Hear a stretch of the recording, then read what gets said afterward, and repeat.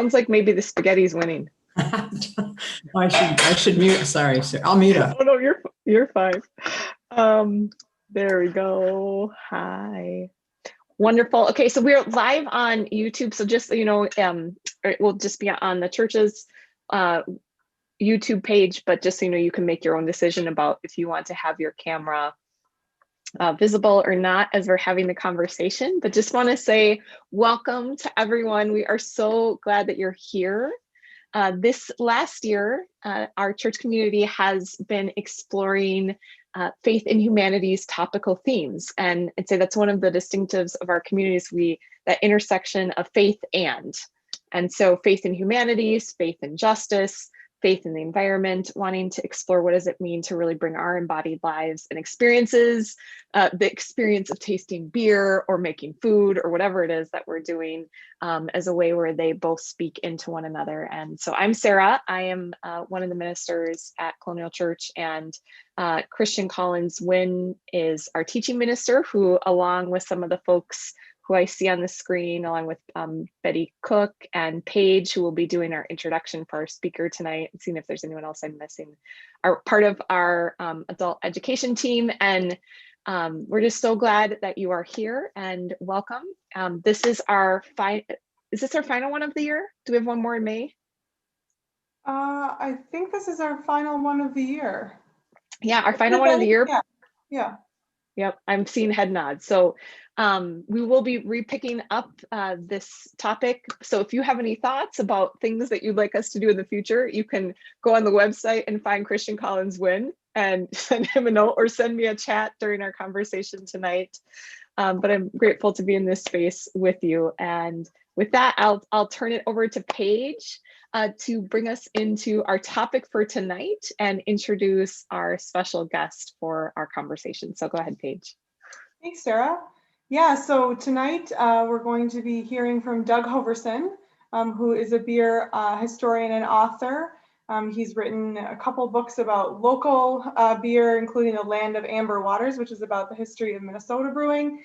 And then his newest book is The Drink That Made Wisconsin Famous, which is all about the history of brewing in Wisconsin, which is quite thick, as you can imagine, if you know anything about beer in Wisconsin. And when we were talking about doing faith in humanities and expanding it beyond kind of the traditional definition of what we think of as the humanities, I immediately thought of food and I thought of beer, because there's something inherently spiritual to me about fermentation, about taking products and making them into something else. And over history, of course, which Doug will be speaking about, that was sort of initially thought of as a magical thing. And now we know more about the science behind it, but to me, there's still something sort of magical or spiritual about fermentation. And I think that Doug is the perfect person to speak on this topic. He's kind of the consummate beer speaker. He's done a lot of speaking about women in brewing and historical elements of brewing. He's also a history teacher, so he's very good at at speaking and explaining and making things digestible. So I'll turn it over to him, and I'm sure we'll have some time for questions at the end. But I'm looking forward to a really robust discussion. Well, thanks a lot, Paige. I will just go right to the screen share here. And I'd like to thank Paige and everybody at Colonial for thinking of me and inviting me. Honestly, I'm quite humbled that Paige thought of me, because she is an excellent beer writer and speaker in her own regard. So it was quite an honor that she asked me to do this. So do we have something that looks like it's supposed to appear? Yes. Excellent. So welcome to everybody, and I'm glad you were able to find time this evening. I'd like to talk about the intersection of a lot of different things here. And this is a presentation that kept evolving as I was creating it. And I was a little bit concerned about whether it was going to end up having a point after all. And I think the best way to think of this is this really isn't a thesis, it's more of a theme, and it's not so much an explanation as it is an exploration. And I hope we'll have some good conversation afterwards. there are so many ways that I thought of integrating faith with brewing and the humanities with brewing and tying them somehow all three together at once. And I hope some of these will be thought-provoking and creative, potentially amusing as well. And I'm starting here with this 1952 ad for Schlitz, which is looking upon the brewing of a Pilsner beer as among the finest arts available. And because presumably it is the husband in this case that's saying, here's one that I can understand, contrasting it with the modern art that surrounds the couple. So for me, beer and faith are interlinked in many aspects of the tradition.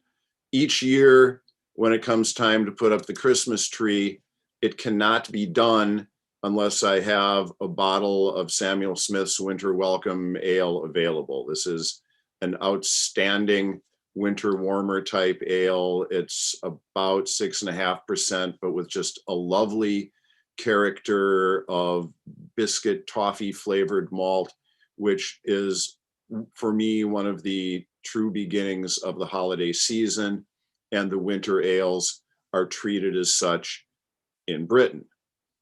The American craft brewers have revived the tradition of special ales around the holiday seasons. Some of them simply call them holiday ales, but some of them also specifically mention Christmas. And Anchor has been making their Christmas ale, their special ale, for I think 40 years now. And every year the label features a different piece of art featuring a different tree. And so we have a mixture here of the art with the painting of the tree. And of course, the study of nature is entwined in the humanities as well. The tradition of making Christmas beers in this country goes back, and even in what is kind of the weak beer era of American history, the 1950s and the 1960s, even some of the smaller local breweries like Brewing's in Rice Lake, Wisconsin, still came out with a Christmas beer. It's not entirely clear what they meant by double fermented, but it may have been a little bit stronger than their regular beer. The holiday beer of recent years that intrigues me the most is this one from Potosi Brewing Company down in southwestern Wisconsin, about halfway between Platteville and Dubuque. And I'm fascinated to know why somebody in the 1950s and 60s in Middle America thought it would be an interesting idea to combine new beer and year-old beer in the same package. This sounds like something our craft brewers of today would be doing, but it was, again, a throwback to some of the special beers that marked the holidays. Interestingly enough, it wasn't just Christmas that was celebrated with beers. There was this Easter brew, which came out of Sheboygan, and not particularly heavy on the Christian references. We have the bunny and the chick and a couple of lilies, but an Easter brew rather than the other spring beer the breweries made, which was a Bock beer. So there were several of these ideas that bring up the holiday beers. There's also a lot of imagery of faith, though interestingly enough, not necessarily the six-pointed star. It has sometimes been confused with the Star of David. It is in fact simply a brewer's star. There are several different versions on what the points of the star stand for. And most of the stories that they stand for the ingredients of beer are not particularly well documented, but they could stand for the fire and air and water that are used in making beer, as well as the hops and the malt, and at first the water and later the yeast. But the six-pointed star actually has its roots in alchemy, and this would have been very significant to brewers of the medieval period because, as Faith said, the very active fermentation requires a lot of faith blended in with the science. So with the six-pointed star, I should mention that while I hope to make this at least somewhat of an ecumenical discussion, brewing, especially in Europe and definitely in the United States, has been much more of a Christian operation than it has been dispersed among the various faith groups. I have found a few Jewish brewers in my work. The most noteworthy to me was Al Tankanoff, who during the 1930s and 40s owned the brewery in Bloomer, Wisconsin. And Al himself was a leading light in the Anti-Defamation League in the Twin Cities and lived to the ripe old age of, I believe it was 101, and only died about 10 years ago after his brewing career many years ago, predating World War II. Beer inspired the humanities at times. It inspired song, such as the Pabst March of the 1890s. It inspired song much more recently, again with Pabst and the What'll You Have jingle, which you could buy, sing, play on the piano, and which for those of you of a certain age, you now will not be able to get out of your head for the rest of the evening. There are some modern craft brewers who are incorporating art into their cans. The brewery in Waunakee, Wisconsin, Octopi Brewery, has an entire collaboration line called Untitled Art. The recent COVID and other shutdowns have forced breweries to go to much more packaged beer since draft opportunities have not been available to them. And the larger cans, the crowlers, have become a new canvas for many local artists as well as for the brewers. I think the brewery in the upper Midwest that probably has the championship for the most beers inspired specifically by art would be Bell's Brewing of Kalamazoo, Michigan, which not only had a series of beers inspired by Gustav Holst's The Planets cycle, but also a series of beer inspired by Walt Whitman's Leaves of Grass. So a lot of this is inspiration, but what I think I'd like to do is look at some of the passages I found in scripture that either can directly refer to brewing and its ingredients, or with a lot of imagination could possibly somehow refer to these. And of course, the humanity that is most interesting to me much of the time is writing.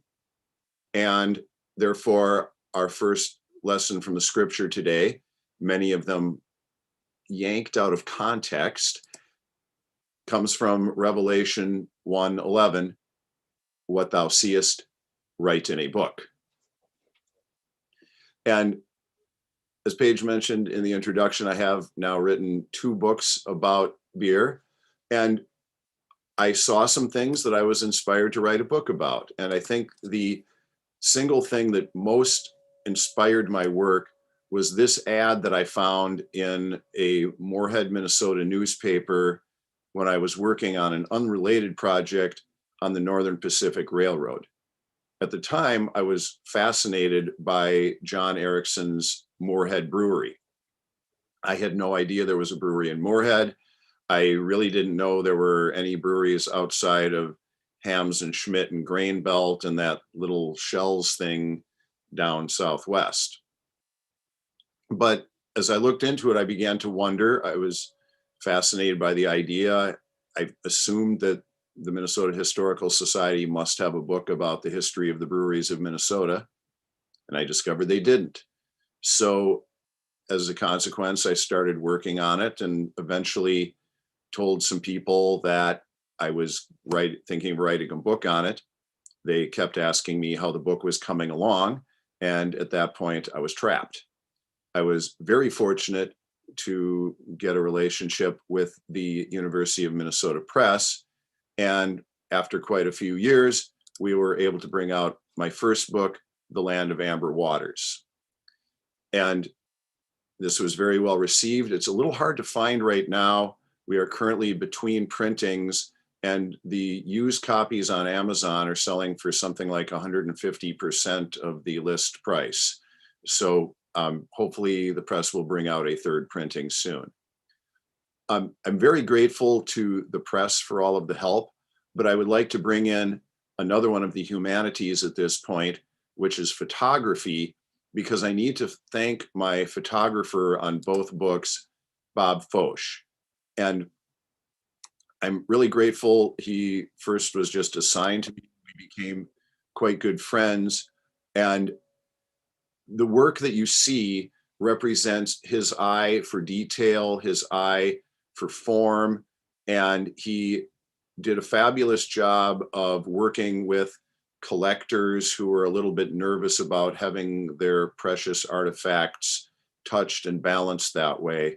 So I'm well aware that when people pick up my books in the stores, they usually do not look at a paragraph and say, wow, what a great use of the semicolon. What they do is they see the marvelous photographs of the old beer relics that Bob took. And I was very grateful to him for his assistance. So after we finished that one, my publishers said unto me, in the words of Jeremiah, take thee again another roll and write in it all the former words that were in the first roll, and there were added besides unto them many like words. So they asked if I'd be interested in doing Wisconsin. And I asked if they were crazy. It's Wisconsin. It would probably take 10 years. And it might be twice as thick a book. So it took 11 years, and it's about 3 times as thick a book. But there was perhaps a little bit of foreshadowing, because just above the Erickson ad, there was one for the Northwestern Bottling Company of Fargo, who bottled up Philip Best's Bohemian beer. I had never heard of Philip Best's Brewing Company. I realized later I probably should have, because it's better known by the name of his son-in-law, Fred Pabst. That name will recur a few times during our talk tonight. So after 11 years, which I will just point out was longer than it took them to get Apollo to the moon, we were able to finish up the drink that made Wisconsin famous.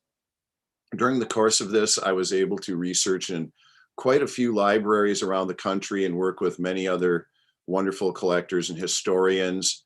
It took me to the Library of Congress in Washington, D.C. It took me to the library of the Harvard Business School. And I was able to work with some resources that I either didn't have access to in the Minnesota book or didn't even know existed. For example, this will be, I'm sure, nearly impossible to read. I was able to find some copies of the American Brewers Review, which served as a Rosetta Stone for brewing history, because many of the articles were published in parallel columns in both English and German. And ich kann nur ein bisschen Deutsch. If you give me long enough, I can usually read things, but having resources like this were wonderful. There were also some other resources, government resources, because all went to be taxed, everyone in their own city. And were it not for the excise tax records that began in 1862, it would have been impossible to track down the histories, or in some cases, even the existence of some of the breweries from the time period. So with access to records like this, I was able to find out not only if a brewery existed at a particular time, but also how much it made, which is a topic we will return to. Because there were government records, the states and the federal government also kept amazing track of the businesses, and the state of Wisconsin had regular reports on every industry in the state. And through these, we know what type of equipment the breweries had, how many people worked there, if there were any safety problems.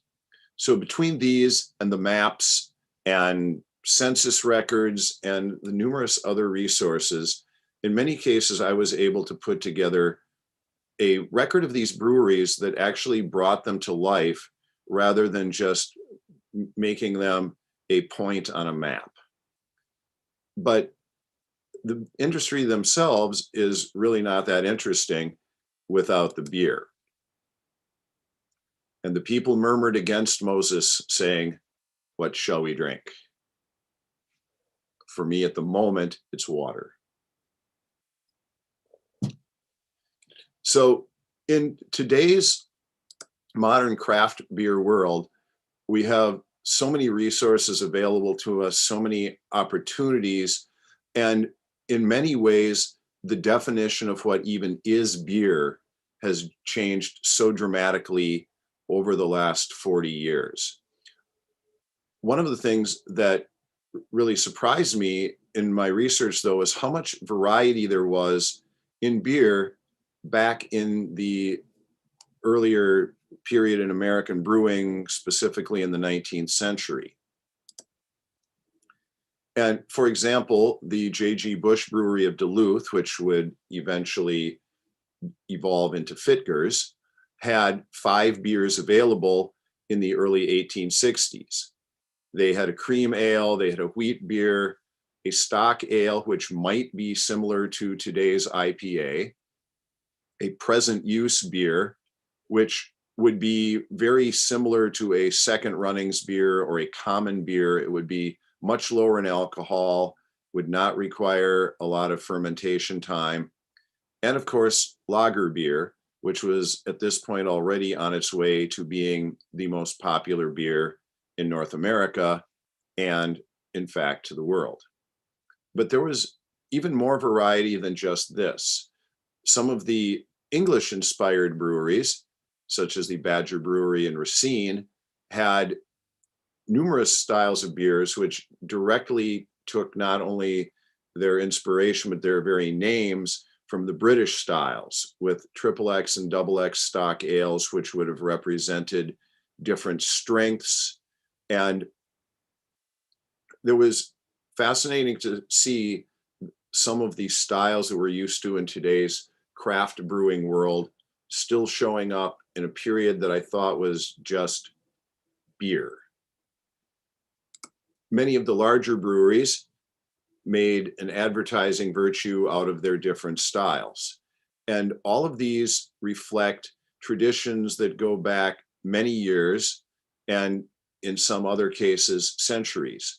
The origins of beer in Germany really dates back to the monastic period, which is something that I will treat under another reading in just a little bit. One of the interesting sidebars on this particular work, which comes from 1899 and was part of an advertising brochure, is the special mention to see that Blatz was branded on the cork.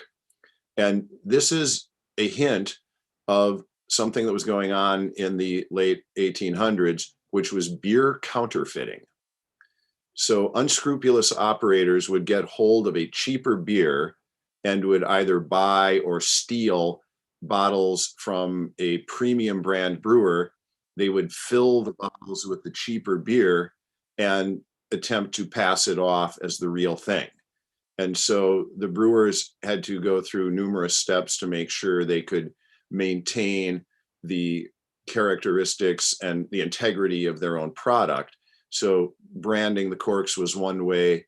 Eventually, metal bottle caps will be an even better way of guaranteeing that the beer inside the bottle is really what it says it is. Of course, it is in our modern era that the number of flavors in beer has really exploded, and the number of ingredients used in beer goes beyond anything some of the early brewers could have possibly imagined. This selection of a few of the cans from Wisconsin will give just a bit of an idea of the variety available.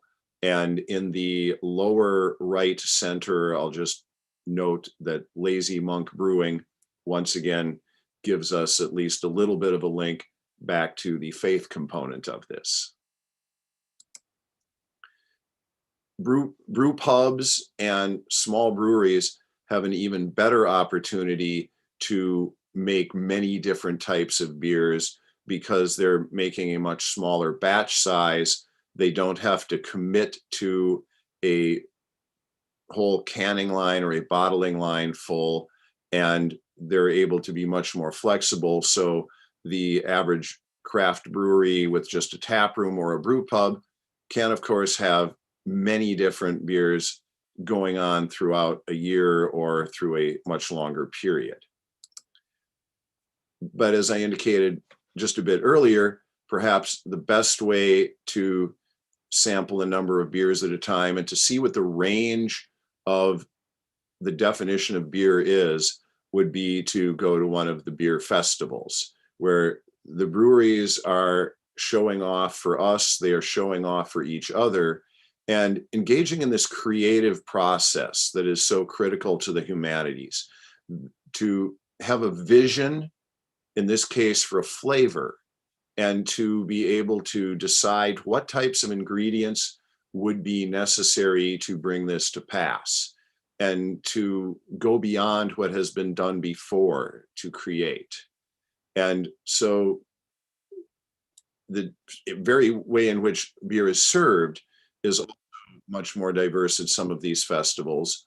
At the Great Taste of the Midwest in Madison, there is an entire tent just of beer served in these firkins, where it is not under pressure, it is just tapped right from the keg. And this itself is another entire part of the brewing art, because making a beer for a firkin is different than making one that's bottled. You're depending on natural carbonation. And again, many of the brewers will be very creative with the types of beers that they put in here. So I've been talking a lot about the breweries and making of the beer. Before we get to ingredients, I'd like to, though, talk about the brewery building itself, in whom all the building fitly framed together groweth unto a holy temple to the Lord, in the Lord.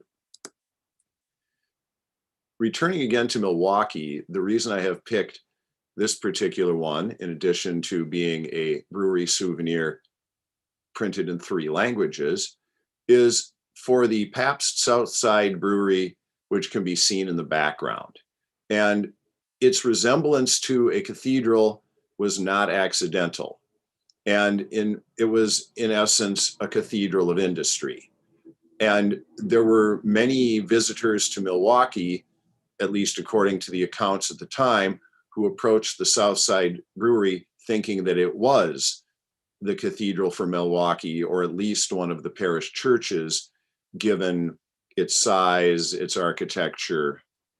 And so in many cases, the breweries became important landmarks of their city. For those of the Twin Cities area, we of course have the classic Schmidt Brewery along West 7th and St. Paul, though you will recognize that this one is a pre-Prohibition picture. And if you can see my cursor, the tower, which would normally be in this section with the bridge carrying the letters Schmidt back to the granary, was not built yet. That tower was actually a post-Prohibition addition, even though it looks like it is one of the same piece with the original building. The breweries were somewhat prone to fire, and it is not surprising because many of the breweries had a lot of they had a lot of wood in their construction. Heat was used for light. Heat and fire were used for light. Heat and fire were used in the boiling. There was grain dust, there was fodder for the horses. It was a very combustible mixture. So many of the breweries caught on fire at some point in their history. And I'm not making any allegations here, but a number of them, especially in Minnesota and Wisconsin, caught on fire right at the time when new brewing equipment was beginning to become readily available.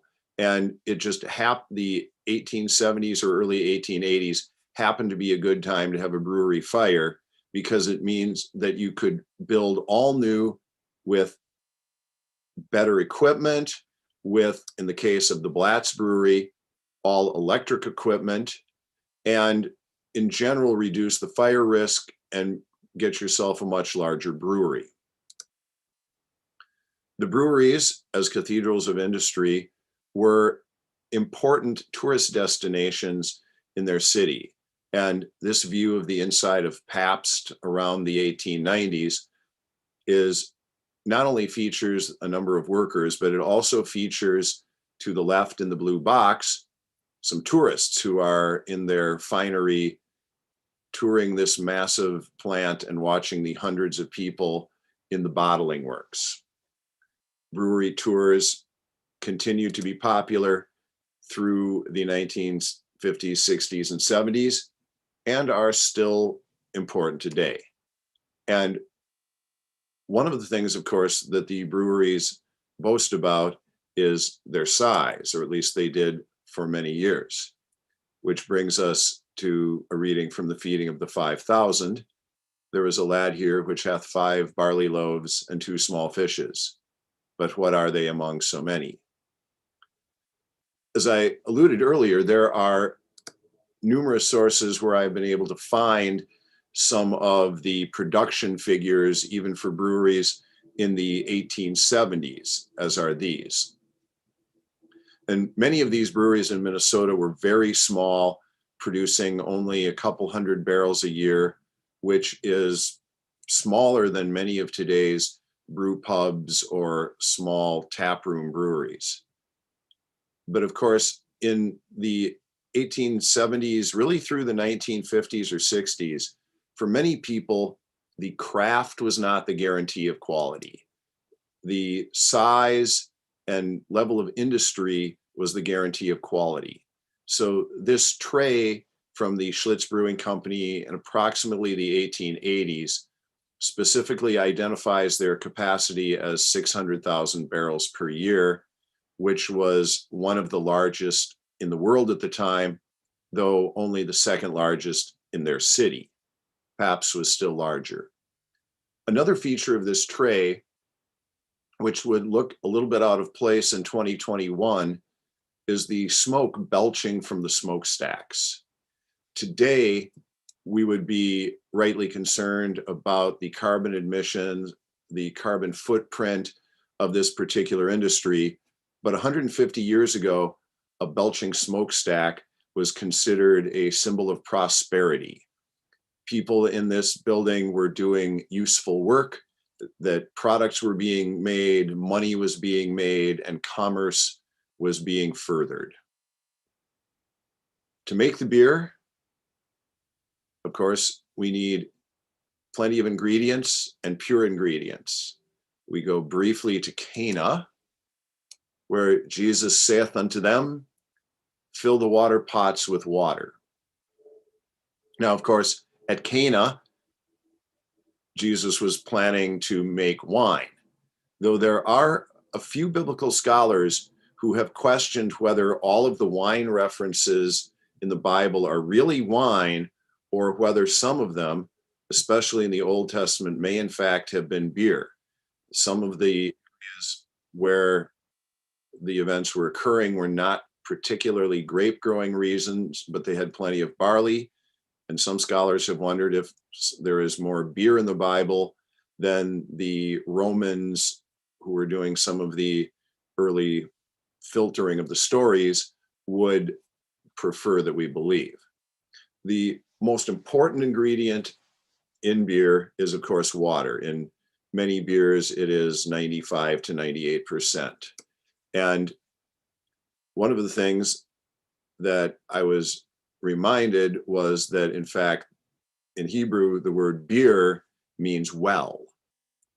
And so the brewing water was something that all of the breweries prized. Many of them included it in their advertising, and some of them even took upon the health-giving properties of the Bethesda pool from the Bible. Waukesha was famous for their mineral waters, and beer made from them was a popular item during the 1890s and pre-World War I period in particular. Water will not be enough. There needs to be something that can be fermented to provide the sugar. And the best grain for that turned out to be barley. So if we may take a reading from Jeremiah. But 10 men were found among them that said unto Ishmael, slay us not, for we have treasures in the field of wheat and of barley. So he forbare and slew them not among their brethren. And here we have barley in the field. And there are numerous types of barley, perhaps better saved for another talk. But barley is a wonderful grain for creating a wide variety of flavors. There are many varieties of malting barley that are grown around the world, and each of them can be combined in different proportions to create different flavors and even colors. And one of the ways that I find beer to be fascinating and where it differs much from wine is that wine, you are dependent on the grapes each year, but beer has a recipe. Wine, you have grape juice and it ferments. You can change the yeast a little bit. You can change the grape varieties. But beer can be any number of combinations of the ingredients in varying proportions. And each of these gives the brewers of the past and the brewers of the present an opportunity to be creative in a very profound sense. It also was critical for the agribusiness of the era, and there was a very solid link between the farmers and the brewers for many generations, as we will see. Back to Revelation again. I should probably do these in a little bit more of a English vicar voice, perhaps. And I heard a voice in the midst of the four beasts say, a measure of wheat for a penny, and 3 measures of barley for a penny. And I had many opportunities to geek out during the course of the research, and actually occasionally finding prices was one of the things that was history gold.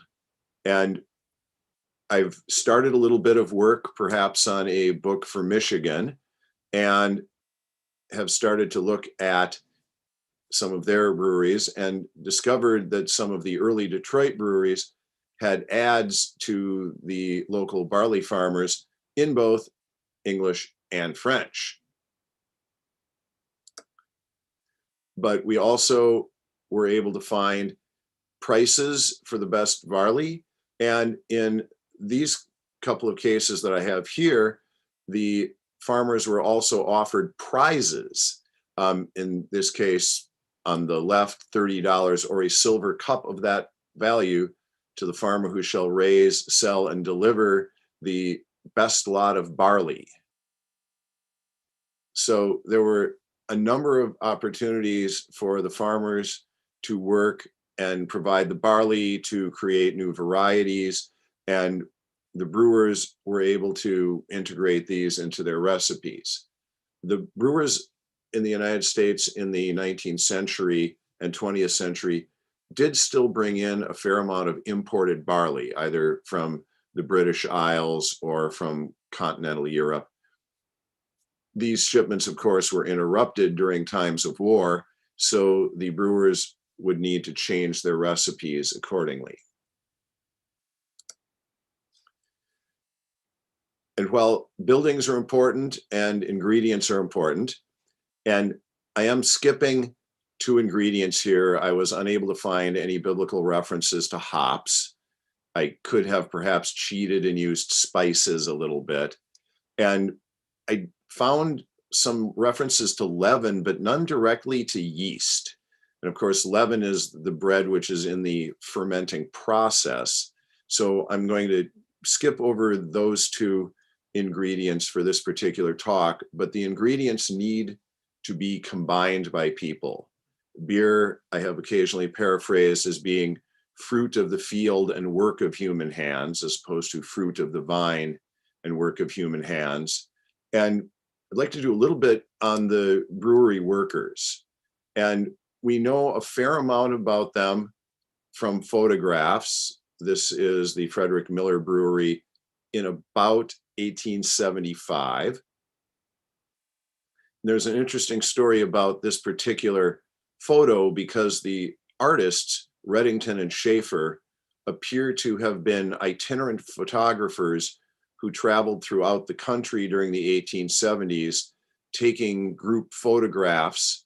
And while they did some other industries as well, most of the ones that we've found are breweries. So they may have had a practice of simply going from brewery to brewery to see who is interested in a photograph. In many of the photographs of this time period, the brewers are pictured with their tools, so we have a better idea of what they did and of the number of different people that were necessary to make a brewery function. And it is likely that the men with shovels and with brooms worked in the malt house tending the grain. It is likely that the gentleman here holding a horse, on which a little bit of artwork has been done, was one of the teamsters. The youth climbing out of the cask, as well as the gentleman on top, were likely coopers, or otherwise maintaining the integrity of the barrels. And up here on the balcony is August Schell himself. This is one of the last photos of him. He would die shortly thereafter. And the photo, if we can trust the cask, is from 1885, though I occasionally get suspicious, wondering if there wasn't some long ago prank just to deceive historians many years later. I hope not. In addition to working in the breweries, of course, there would be many men required for working in the ice houses, which were very important through the 19th century and even into the 20th century, until artificial refrigeration becomes more widely available. So the availability of ice also determined to a large degree where beer could be made. It is why Northern Europe is more of a brewing center than Southern Europe. It is why the Northern United States are more important in brewing than the Southern United States. It's sometimes the water supply or the availability of ingredients, but the presence of ice was also critical, especially in making, storing, and transporting lager beer, which depended on cool temperatures to maintain its quality. By the 19th century, many brewers are taking brewing from being a craft and being a science. And there were numerous brewery schools. There was one, the closest one to me in Minnesota was in Milwaukee. There was an important school in Chicago, the Wall-Hennius Institute, which today lives on in its descendant as the Siebel Institute. And this was where we could take the best of science and combine it with the best of craft and continue to develop in the same way that any other artist is benefited by the application of science to their work. As the brewers became more specialized, they also became more dependent on class. And it was during the late part of the 19th century that many of the brewery unions got started in the United States. And the late 1880s were the real growth era for unions such as the Knights of Labor and the American Federation of Labor. And the brewery unions were affiliated with one or the other of those at various times. And these ribbons were worn on formal occasions. And these clips at the top, whether they have the men shaking hands or the, oops, that was not supposed to go that way, or the Green Bay one, the clips would come off so the ribbon could be flipped, because they generally had a colorful side and they also had a black side, which is displayed here for the Green Bay one, which was used on the occasion of funerals of union members. The importance of people to beer still remains important today. This is a very early picture of the Summit Brewing Company, right about 1986, with original employees and investors. And Summit has, in fact, stood the test of time and still brews wonderful and creative beers today. But the workers were perhaps more varied than I have let on so far. And a reading from the book of Ruth. So she gleaned in the field until even, and beat out that she had gleaned, and it was about an ephah of barley. So she kept fast by the maidens of Boaz to glean unto the end of the barley harvest and of the wheat harvest, and dwelt with her mother-in-law. And one of the things that has become very prominent in recent years, which is actually, in fact, a throwback to centuries ago, is the increasing involvement of women in today's brewing industry. In the late 19th and much of the 20th century, the primary involvement of women with what most people saw of the brewing industry was in advertising the beer and in selling the beer. This itself is a bit of the humanities. This was one of the Dresden art plates, and the figure here from classical legend is Ariadne, associated with Theseus. And this plate was created for one of the Wisconsin breweries. It was one of the classier depictions of women being used to sell beer to mostly male customers.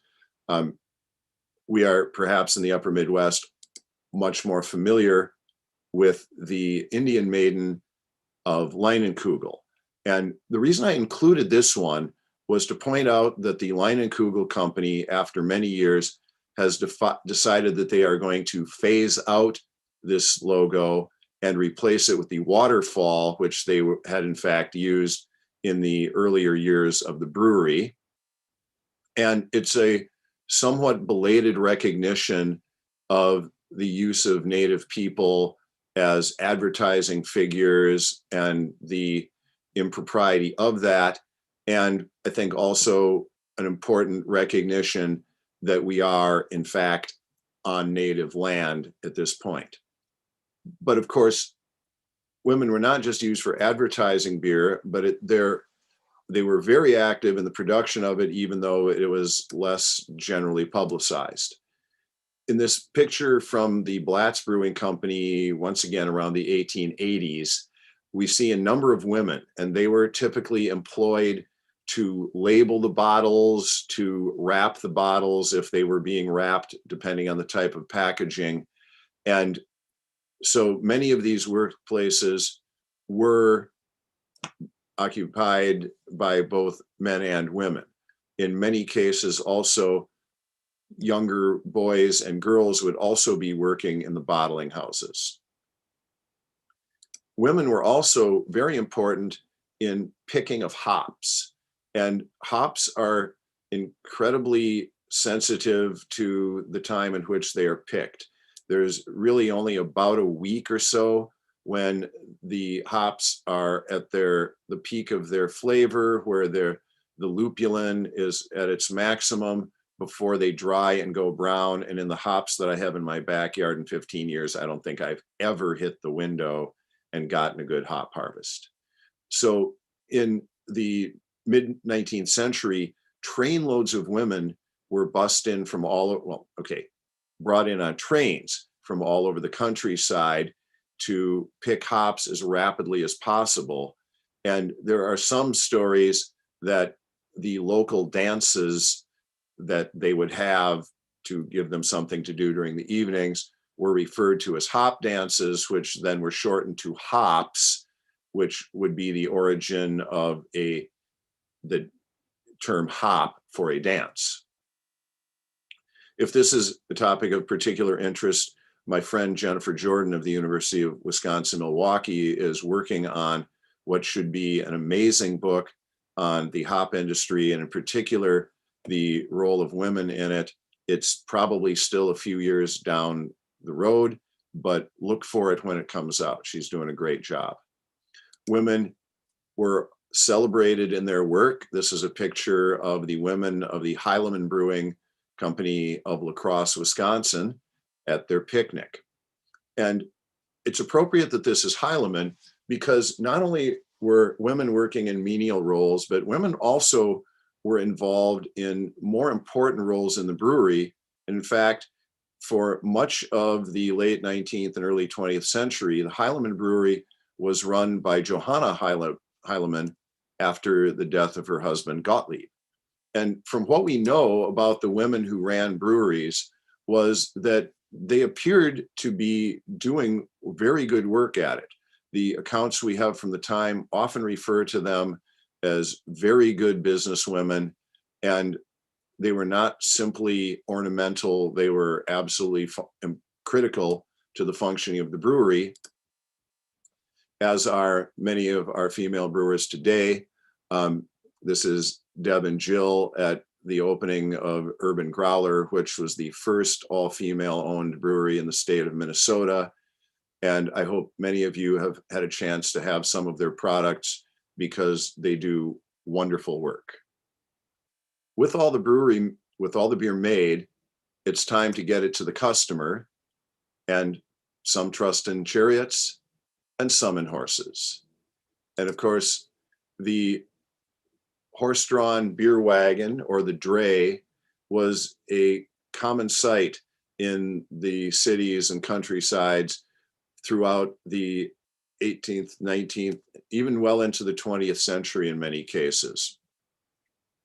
Horses were also occasionally used in advertising.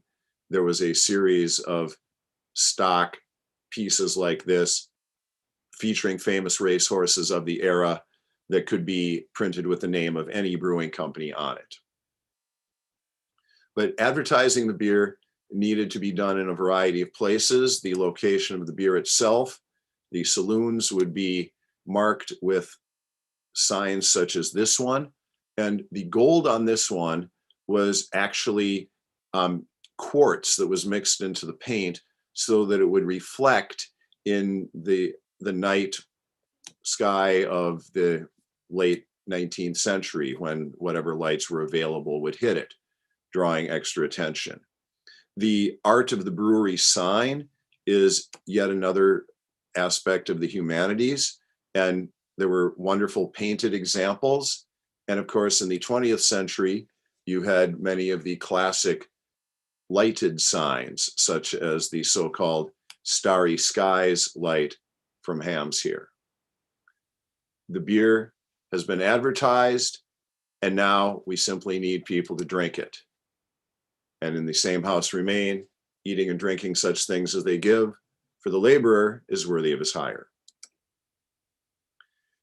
Much of the early commercial brewing was, in fact, done by the monasteries, and this was part of the way for them to support themselves.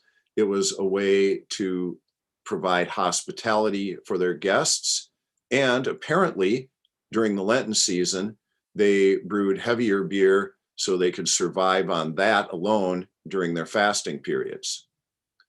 There was a man several years ago who decided to try that with our modern double box, and he made it through the 40 days, but his digestion apparently was never the same again. So many of the modern beers draw upon this tradition in their advertising. I indicated Lazy Monk quite a few slides ago.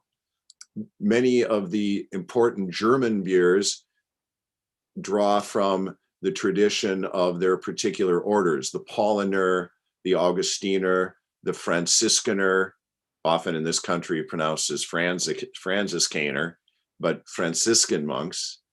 And the beer was an important part of the hospitality, whether it was in the home or whether it was out with like-minded people like this Zangerfest outside of Milwaukee in 1868. Beer was considered an important family beverage, though it's possible that this label takes it a little bit too far. Now, it's difficult to talk about the role of beer in society without recognizing the problems that alcohol brings to many people. And Numbers 6:3 is one of many references in the scriptures that talk about the dangers of drink. And prohibition and temperance were parts of the society in America since the very beginning. But in the period after the Civil War, the temperance sentiment accelerated with creations of political parties like the Prohibition Party and the Anti-Saloon League, both of which were the Prohibition Party was never particularly effective, but it was influential. The Anti-Saloon League is often considered the first modern lobbying group, and all of the techniques used by groups ranging from the Sierra Club to the NRA today were pioneered really by the Anti-Saloon League. They had a number of different tactics, in particular, working with local governments. They were hoping, for example, in the case of Blue Earth County, that if they went by county option, the virtuous folk in the countryside would be able to outvote the sinners in the city of Mankato. And that best to accommodate the changing tastes by necessity. For example, Fitgers brewed a special low alcohol beer for the Dakota market, though the bottom of the label suggests how effective this was not going to be, because if Dakotans could simply cross the river to East Grand Forks, there was no particular reason to buy a lower alcohol beer. And Jotham ran away and fled and went to beer and dwelt there. We can dwell in a number of places and enjoy the beer. The beer gardens of the 19th century were lavish, such as Slitch Park, room for 20,000 people there. The Schlitz Palm Garden was also a place that was as opulent as any restaurant of its era. Beer continues to inspire art.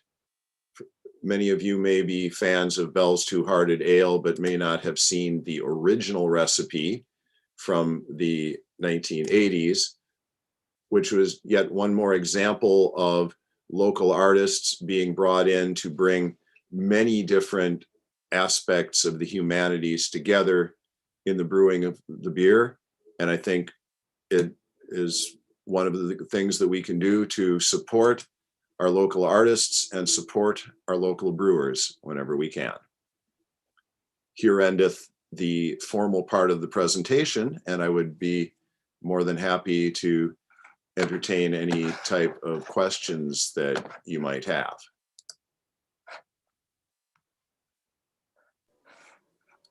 Thanks, Doug. That was wonderful. Well, thanks. It was wide-ranging is what I would call it.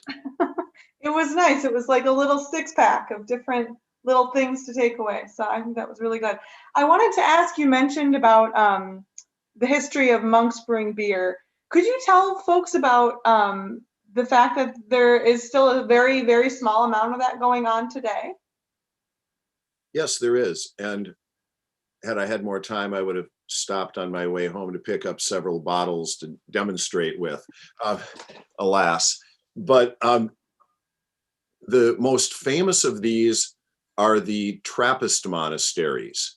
And there are, and Paige, correct me if I'm out of date, I believe there are 8 or 9 of them that are officially licensed to use the name Trappist in their beer. And many of these are still made by the monks. There are, I believe, 6 in Belgium, 1 in the Netherlands. I'm not sure about the others, but there is also one in Massachusetts. And the Spencer Brewery opened, I think, about 10 years ago now. And if you're in New England, they have fairly limited distribution, but their beer is really wonderful. And many of these are very malty, traditional beers. And we really don't know if it is, in fact, an actual recipe from 800 years ago. It's, in most cases, very unlikely that it is, but it is still brewed by the monks. And if it has that Trappist designation, that means that it is specifically one of the few ways that the monks are raising money to keep the monastery afloat. Yeah, thank you. Other questions?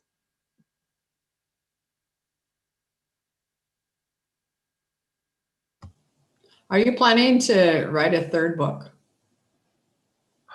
Yes. Yes. Since in a presentation on faith in the humanities, it would be inappropriate to lie. There were a couple of hints of it in there. I have, in fact, started the preliminary research for books on Michigan and Iowa. And at some point, I will check back with my publishers and see which they want to launch first. The reason I'm starting both of them is that of my collector friends, I'm hoping that we can start the photography soon enough while my collector friends are still young enough to help out with the project and still remember that they told me several years ago that they were willing to let me photograph their collections. So I'm learning some very interesting things. Both Michigan and Iowa have their own distinct characteristics from Wisconsin and Minnesota. And I think it's really displaying even more than I believed before that it's really tough to make generalizations about a particular state's brewing industry across the country. Every place is so different because of its ethnic character, because of the ingredients, because of when it was founded. Michigan was very much an ale brewing state before lager moved in. And Minnesota, of course, was really founded after lager had taken over. So that was the beer that dominated here from the very beginning. Thank you.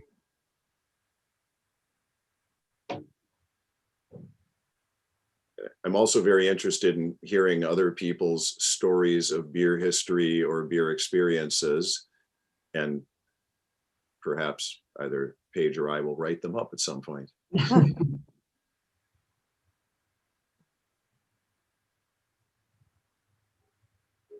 I think the only thing that really pops out to mind about beer experiences and beer brewing is one year the Minnesota State Bar Association did their entire mock trial for the high schoolers based upon the Hams Brewing Company family's kidnapping. Yes.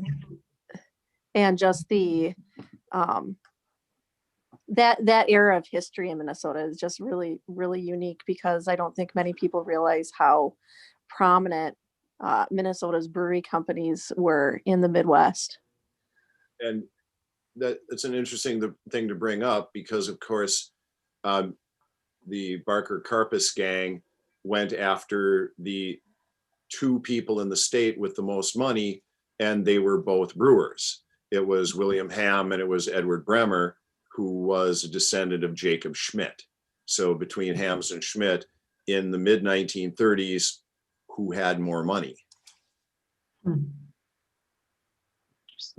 There's a number of very good and very hard to conclusively document stories about the breweries of the upper Midwest continuing to produce through Prohibition.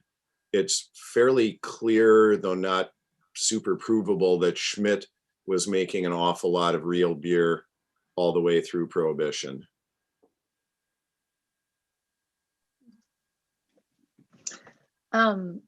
I wanted to just say, first of all, thanks so much for your presentation. It's always part of what I love about this space and conversation is getting to hear people nerd out about the stuff that they're really excited about, and we get a benefit from it. So thanks so much for that. And I so I'm a Protestant minister, and spent some time in Germany on a kind of theological exchange, and was in Erfurt, Germany, which is where Martin Luther, and then also Katie, who became his spouse, where they and then their fellow what became Protestant forebearers were there, and just hearing the stories, and actually going into the space where they would have their theological discussions around the table with the beer, and how even at times, as some of the stories go, that they, because their lives were under threat so much during that age, there are like stories about how they would hide in like barrels that would have had beer in them, and like pose in these different ways. And so just thinking about, we wouldn't have had a Protestant church today probably if it hadn't been for the influence of beer. So Luther was very much a beer drinker, and yes, apparently had favorite cities whose beer he preferred. Erfurt had a stunning cathedral. I wish I'd been able to spend more time than 3 hours or whatever I had there, but it did include a beer stop. That's great. Yeah, it's beautiful. It's beautiful. It is really sobering for me to be working on breweries that are 150, 160 years old, and then to go to southern Germany and go to, for example, Weltenberger Kloster, which was founded in, I think, 1094 or something around that, or Weihenstephan outside of Munich, which was gegründet in 1050. So those breweries that have an incredible history and have given us an amazing legacy.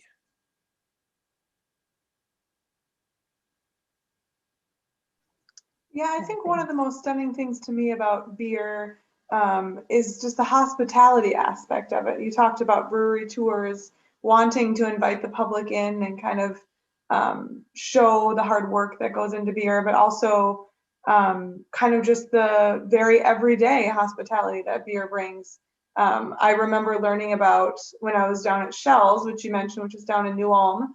I remember learning about the events during the Dakota Uprising, because Shell's built their brewery right in the middle of native land. They needed a water source, like you talked about, with the ice, and that's what they picked. And a lot of the buildings in New Ulm didn't survive the Dakota Uprising, but Shell's did, because they frequently were very hospitable to their neighbors. They invited folks in, they gave them food, they gave them beer. And because of the hospitality, the beer survived, and that's the nation's second oldest family-run brewery. So I just love that story, and it just really highlights the hospitality, not only of the beverage, but just the people who make it. And there were so many connections there that the connection between the hospitality and the song, especially for the Germans, there was always music at the beer garden, and there was always music in the beer hall. And many times it was just the singing of the patrons. And that's something we don't really experience a lot around here. In fact, I haven't experienced since my days with the Michigan Men's Glee Club these many years ago. But it was just assumed that song would be part of the beer drinking experience.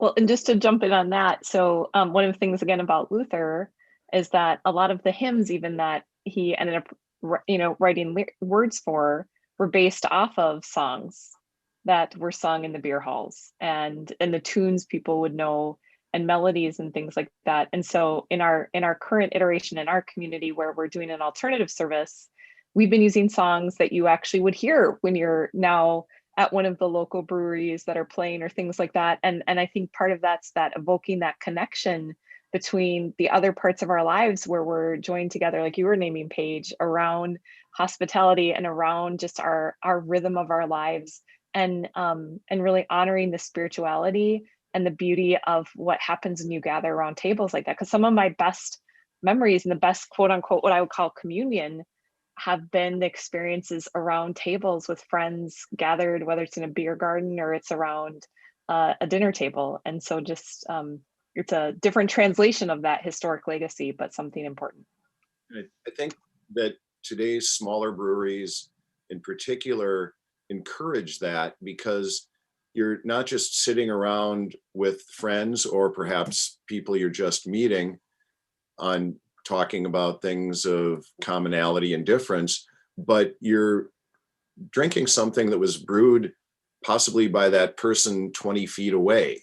And it was made right there. And you can talk about that. You can talk about the creative process and the fact that somebody cared enough to make this, that they went through a creative process and were really interested. And they're often very interested in what you think of the beer. You know, there are some brewers that will go incognito because they don't necessarily want you to shade your opinion of the beer just because you know who they are. But they like to talk about what they do. They also occasionally like to talk about something else because, you know, it can't be all beer all the time.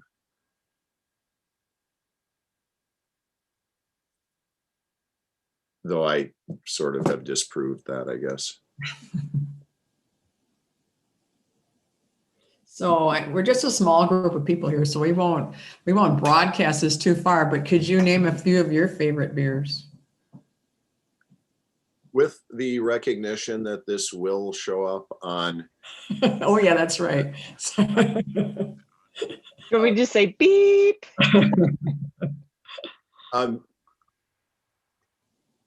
Okay, I'll give first my favorite snarky answer, which is free beer. That's not so snarky. The second one would be, I like to drink whatever is local. I like to drink whatever is seasonal. And I have certain fondnesses for particular types of beer. As we were speaking about older German ones, I am a very big fan of smoked beers. The traditional German Rausch beers are not often made around here because they're an expensive beer to make and not everybody loves them the way I do. Though about a month ago, both Udapils and Fair State had classic Rausch beers out at the same time. And there are some wonderful ones from the city of Bamberg, which are sometimes imported to the States. But I think Bamberg is probably my favorite city in all of Germany. And it's been too long since I've been there. But in a city of, what was it about that time, 60,000 people and about 100,000 in the metropolitan area, there were not, I think it was 9 breweries in the city proper and 25 more in the surrounding area. And all of their beers were distinctive and all wonderful. And the architecture was wonderful because it was not a transportation center, an industrial center, it was an arts center. So during World War II, it was never bombed. So everything is still in its intact state, except for age. Thank you. You know, Doug, you identified kind of the seasonality in beer and also some of the landmark beers that somewhat correspond with the Christian calendar. And that is another really interesting facet of beer, is the kind of anticipation of waiting for that next season of beer to come, because people like you and I know when to expect the Oktoberfest or the Box. And there is something sort of Advent-like about that, about waiting for it to come, and that consistency of knowing it's going to be there every, September or April or whatever it may be. And the tradition of Lenten beer that you mentioned, of the monks brewing that stronger beer to get them through fasting, it's a nice reminder that there's a really strong tradition to these beers. Right. Though in our local market, of course, as you know much better than I do from your days in retail, there is season creep with the package beer that the Oktoberfest comes out in July sometimes. I think there was one time when I was giving a tour at Summit and was talking about the available lagers, and it was either an early July or a late June tour. And I said, well, later on, we'll be having never mind, the Oktoberfest is on tap. So True.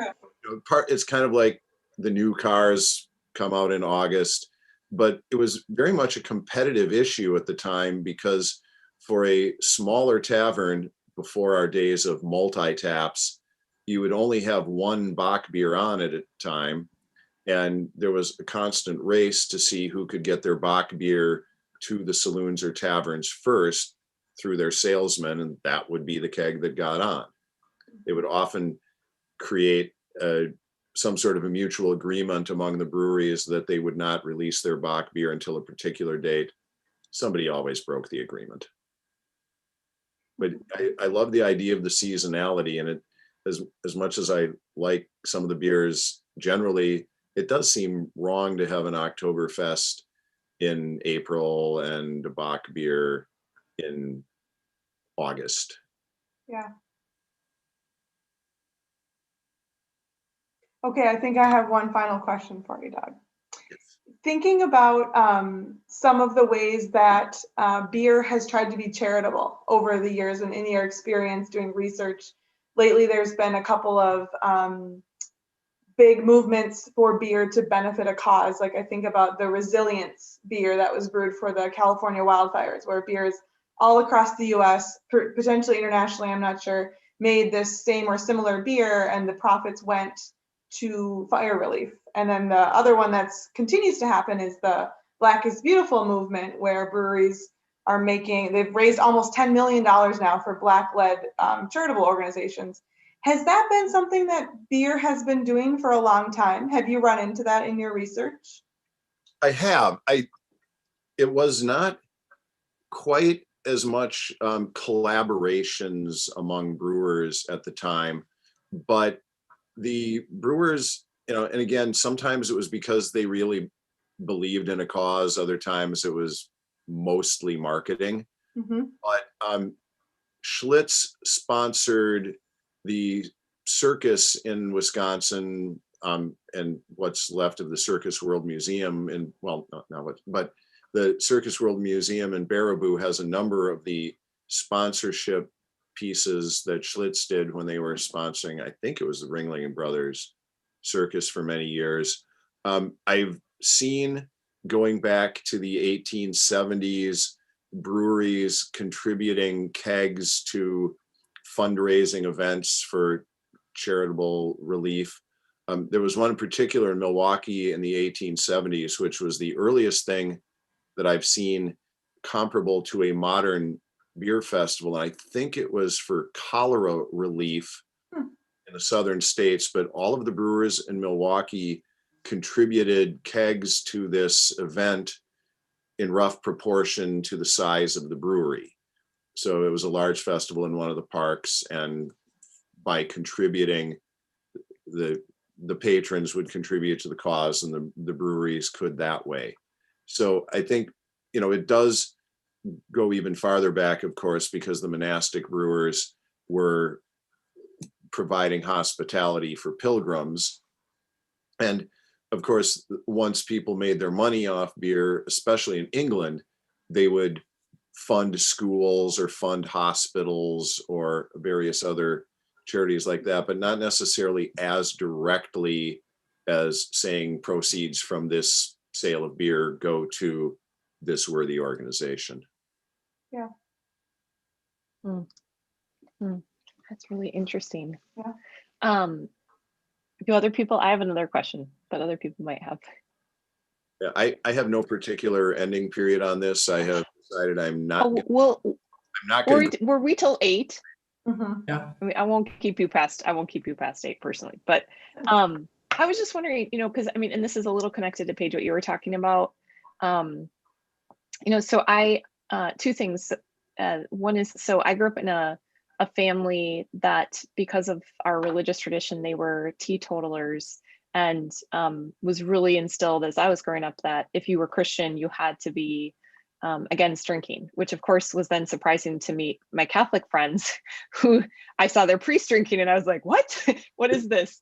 But there's, you reference this in some different ways, but thinking about both that kind of the persistent thread of how there's both, you have the monks who are making beer, you have, but then you have these other religious movements that are incredibly anti any consumption of alcohol. Then you have prohibition in the United States, which is actually one of the major movements for prohibition were women who were concerned about domestic violence and about the impact. And so I'm just wondering, in your own work and research, like, would love to hear any of your just thoughts or awareness of some of these really divergent religious responses to the engagement with beer, and beer as social ill, beer as hospitality. I mean, whatever. Because this is not my field at all. Just Right. interested in. And I also come to it in my role as a teacher and coach, being very conscious of the effects of alcohol on the lives of young people, and in many cases also their lives through people in their lives who have abused alcohol. So I always have this little bit of a hesitation in the back of my brain whenever I'm writing about beer, being conscious of the harm. I also came from kind of an old school Presbyterian church growing up, where the church youth group, it was very clear that was a sin. It just was, no questions asked.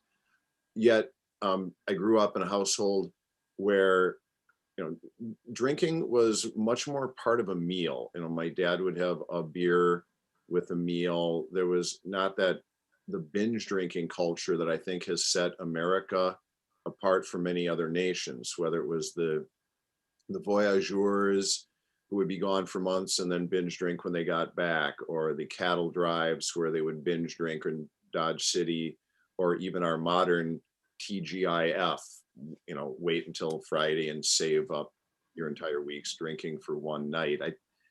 I think, this is why we can't have nice things.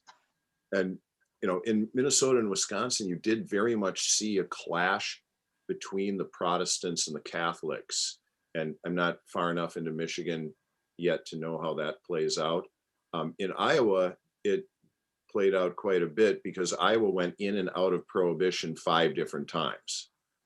And again, that was primarily the Protestants leading that. And in many cases, as you say, with the very best of motives, because there was, financial disaster for families, there was abuse, neglect of children.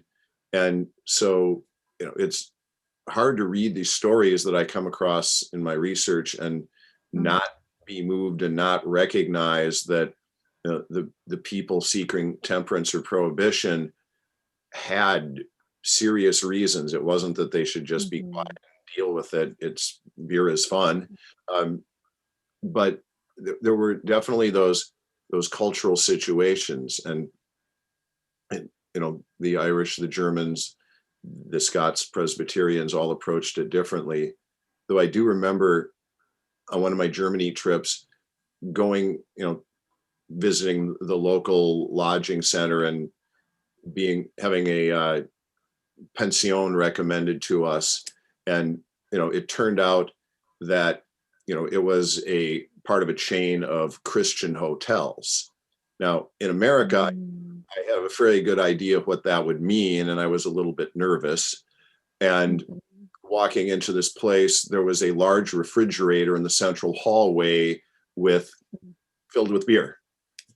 And that was still that must have been about 2005, very much part of their hospitality. You are in our monastery, here's a beer.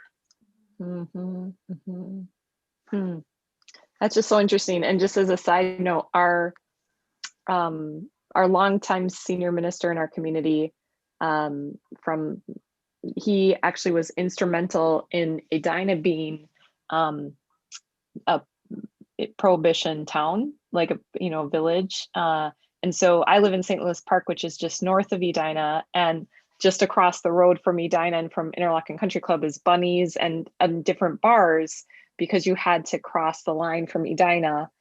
So it's just interesting that we're hosting this tonight at our church. It wasn't that long ago that we had a different role in the community. And for although there's resonant I resonate with the pieces of concern about how to care for folks, which I really appreciate you naming too. And I grew up in Richfield, which of course for years and years and years and years and years had no liquor licenses available. And it was one of the last bastions of 3.2 beer in the state of Minnesota.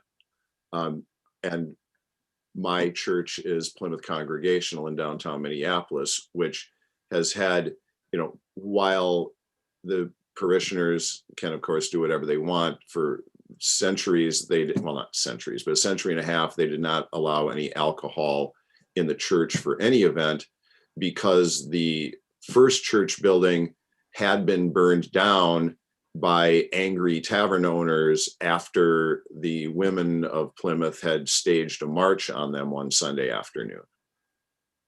So out of respect for That's amazing. predecessors, even if you were having a wedding or any other event, no wine, no champagne in the church.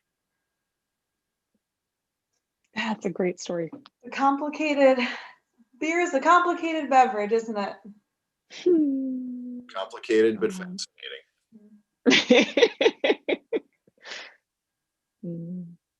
Well, thanks again, Doug. We really appreciate your expertise, and I'm looking forward to more people watching this after on YouTube as well, because I know there were some people that had conflicts, and it's just wonderful to hear more of your local perspective too about all the research that you've done in Minnesota and Wisconsin. And we look forward to your Michigan book 20 years from now. I'm just kidding. It's not going to take you that long. Having done Wisconsin, I can probably do other projects quicker now. At some point, I'll probably retire from the day job, so that'll accelerate things as well. But I enjoy the research, I enjoy the people I meet, and I enjoy the beer I get to drink on a tax-deductible basis. God, thank you. And thanks everyone for being here. I really appreciate it. Thank you. Thanks, everybody. Yeah. Have a good rest of your night and take care. Bye. Thank you. Good night. Good night.